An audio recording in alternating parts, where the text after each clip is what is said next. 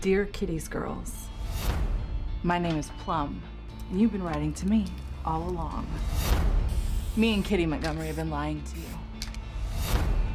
I'm fat as hell, and I'm not gonna take it anymore.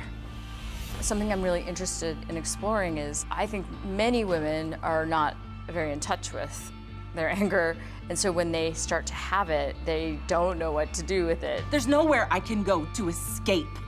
Not work, not home, not the bus, not even inside my own damn head. You cannot understand what it's like to be me.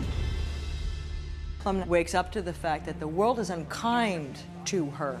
And I think it's very natural, the first step would be I go to war with the world. Because before you wake up to the idea that you could have a voice, the first thing available to you is raw anger. I just hate you. I hate you, I hate Steven, I hate everybody. I hate hating everybody, I just want to eat everything in sight or go back to bed.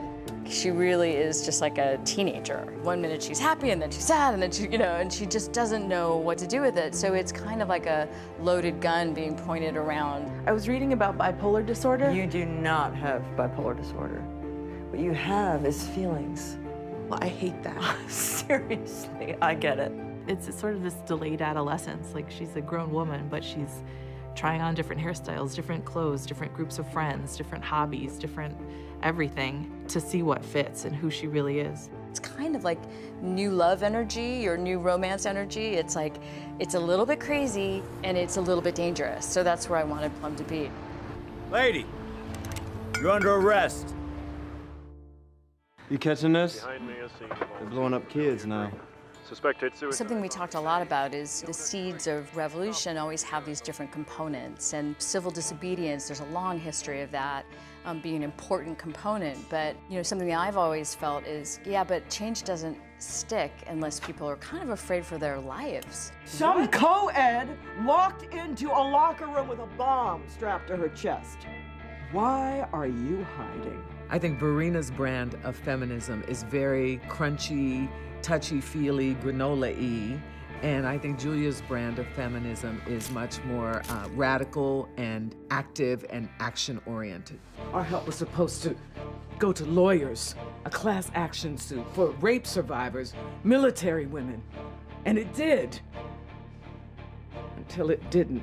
At this point, I think Julia's anger is more directed toward the source of the violence, and also a bit toward herself for not being able to control the situation. Violence is never the answer. Maybe not for a rich white woman.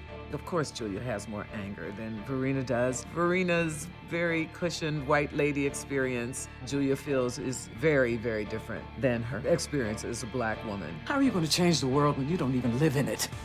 Or do you have people for that too? The Jennifer way of working and the more kind of civil disobedience way, they're both really valid. And the truth is, they kind of need each other. An unnamed source told me Jennifer inspired you. Is that true? Sort of. I mean, who isn't talking about them? These two separate factions, while they don't seem to be connected, they're interdependent in a weird way. I'm also really interested in exploring what the cost of the kind of action Jennifer takes. That even when you're super well-meaning, you can be creating ripple effects that you have no idea where this thing is going to go.